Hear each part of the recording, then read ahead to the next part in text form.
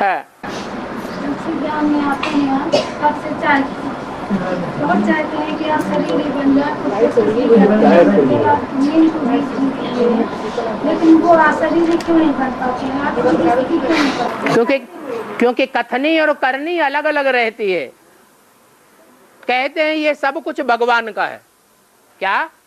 ये तन, ये मन, ये धन जेब में जो है, बैंक में है, वो सब भगवान का है।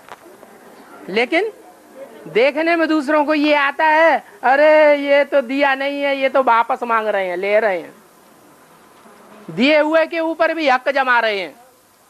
तो अवस्था खराब होगी, अच्छी बनेगी? दिया हुआ अगर कोई वापस मांगने लगे, उसके ऊपर अधिकार जमाने लगे, तो चांडाल की शूटिंग होती है या ऊंचे कुल की शूटिंग होती है?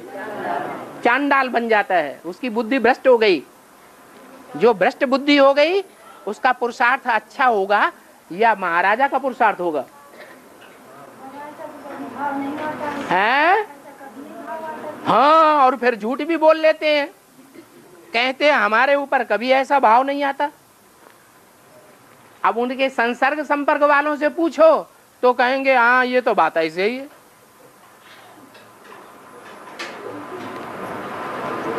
और अवस्था खराब क्यों होती है ज्ञान में आने के बाद?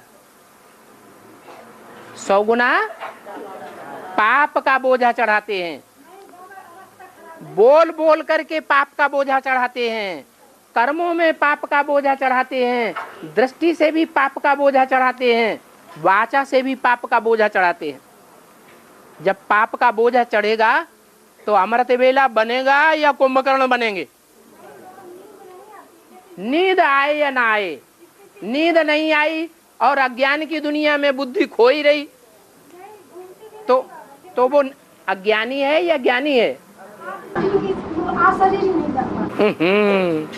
देह की याद आएगी तब अशरीरी बनेंगे, आत्मा की याद आएगी तब अशरीरी बनेंगे? तो आत्मा की याद नहीं आएगी, देह भान में रहेंगे हमेशा। फिर 100 गुना पाप का बोझा चढ़ता है। पाप का बोझा ज्यादा चढ़ेगा तो पुरुषार्थ होगा? बिल्कुल पुरुषार्थ नहीं होगा।